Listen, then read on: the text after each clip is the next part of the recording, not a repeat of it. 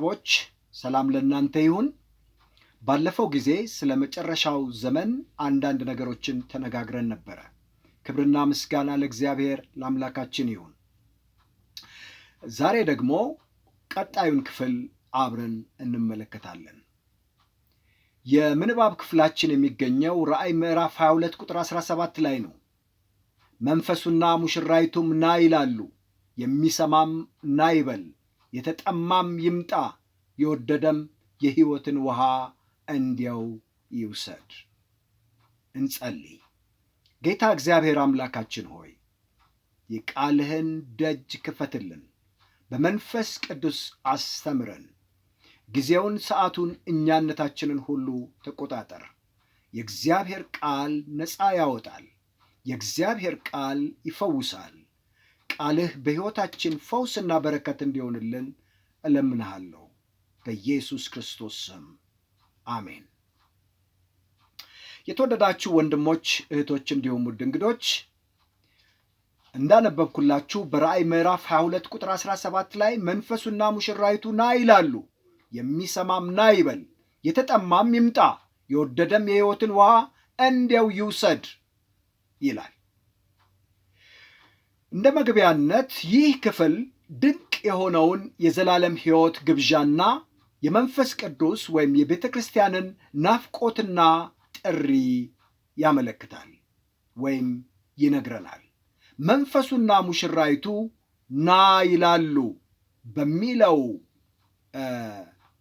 ሐረግ ውስጥ ናፍቆትና ጉጉት ቃል ውስጥ የቤተ ክርስቲያን አባል ክርስቲያኖች የክርስቶስ አካልና መንፈስ ቅዱስ ዳግም ለሚመጣው ጌታ ለዘላለም ሕይወት ጥማት ላላቸው ሁሉ የሕይወት ውሃን በነፃ ያለ ክፍያ እንዲቀበሉ ጥሪ ያቀርባል። ይህ የመጨረሻው የጸጋ ጥሪ ነው። ክብር ለእግዚአብሔር ለአምላካችን ይሁን። እንግዲህ የራእይ ምዕራፍ 22 ቁጥር 17 ቁልፍ ትንታኔ እንደሚከተለው ይሆናል። አንደኛ፣ መንፈሱና ሙሽራይቱ የጥሪው ባለቤቶች ናቸው። መንፈሱና ሙሽራይቱ ና ይላሉ ይላል። የጥሪው ባለቤቶች ናቸው።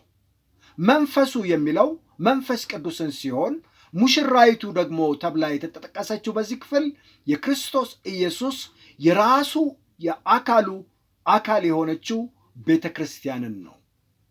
ሁለቱም ተስማምተው ለድህነት የዘላለም ሕይወትና ምጽአት ጥሪ ያቀርባሉ። ሁለተኛው ና የሚለው ጥሪ ሁለት አቅጣጫ አለው። አንደኛ ለጌታ ማራናታ፣ ጌታ ሆይ ና በማለት በጉጉትና በናፍቆት ዳግም ምጽአቱን በመዘጋጀት መጠባበቅ ነው።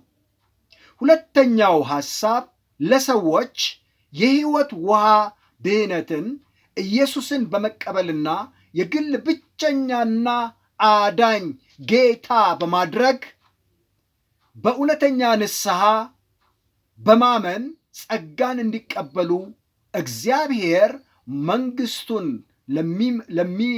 ለሚጠሙ በነፃ መጋበዝን ይመለከታል። ሦስተኛው ሐሳብ የሕይወት ውሃ በነፃ እንዲያው የሚለው ሐሳብ ወይም ደግሞ አረፍተ ነገር የጸጋውን ተፈጥሮ ይገልጣል። የተወደዳችሁ ወንድሞች እህቶች፣ እንዲሁም ውድ እንግዶች ይህም ማለት ድነት ወይም መዳን የሚገኘው በክርስቶስ ኢየሱስ በጌታችን ሥራ እንጂ በሰው ሥራ ወይም ደግሞ መልካምነት አይደለም። የዘላለም ሕይወት ወይም ጸጋ ነፃ ለሰው የማይሰጥ ካለው ዘላለማዊ ፍቅር በመነጨው ፍቅሩ ዘላለማዊ ስጦታ የተሰጠን ነው። በነፃ እንዲሁ የተሰጠን ስጦታ ነው። ሌላው የሚሰማው ኃላፊነት የሚሰማም ና ይበል በማለት የሚሰማው ሰው የእግዚአብሔርን ቃል የሚሰማው ሰው ምን አይነት ኃላፊነት እንዳለበት ያመለክታል። ይህ ሐረግ ትርጓሜው ጥሪውን የሰማ ሁሉ ለሌሎች ምስክር እንዲሆንና የጌታን መምጣት እንዲናፍቅ እንዲሁም ደግሞ የጌታን መምጣት እንዲያስቸኩል ያበረታታል። የሚከተሉት የመጽሐፍ ቅዱስ ክፍሎች ይህንን ያጠናክሩልናል። ራእይ ምዕራፍ 2 ቁጥር 7 ላይ የእግዚአብሔር ቃል እንደዚህ ይላል። በዮሐንስ ራእይ ምዕራፍ 2 ቁጥር 7 መንፈስ ለአብያተ ክርስቲያናት የሚለውን ጆሮ ያለው ይስማ፣ ድል ለነሳው በእግዚአብሔር ገነት ካለው ከሕይወት ዛፍ እንዲበላ ሰጠዋለሁ ይላል። በማቴዎስ ወንጌል ምዕራፍ 16 ቁጥር 27 የሰው ልጅ ከመላእክቱ ጋር በአባቱ ክብር ይመጣ ዘንድ አለውና ያን ጊዜም ለሁሉ እንደ ሥራው ያስረክበዋል ብሎ ይናገራል። እንዲሁም ደግሞ በኢሳይያስ ምዕራፍ 40 ቁጥር 10 ላይ የእግዚአብሔር ቃል እንደዚህ ይላል፣ እነሆ እግዚአብሔር እንደ ኃያል ይመጣል፣ ክንዱም ስለ እርሱ ይገዛል፣ እነሆም ዋጋው ከእርሱ ጋር ደሞዙም በፊቱ ነው ይለናል። ማቴዎስ ወንጌል ምዕራፍ 16 ቁጥር 27 ደግሞ እንደዚህ በማለት የእግዚአብሔር ቃል ይነግረናል። የሰው ልጆች ከመላእክቱ ጋር በአባቱ ክብር ይመጣ ዘንድ አለውና ያን ጊዜም ለሁሉ እንደ ሥራው ያስረክበዋል ይለናል። እንግዲህ የተወደዳችሁ በራእይ ምዕራፍ 22 ቁጥር 20 ላይ ይህንን የሚመሰክር አዎ በቶሎ እመጣለሁ ይላል። አሜን።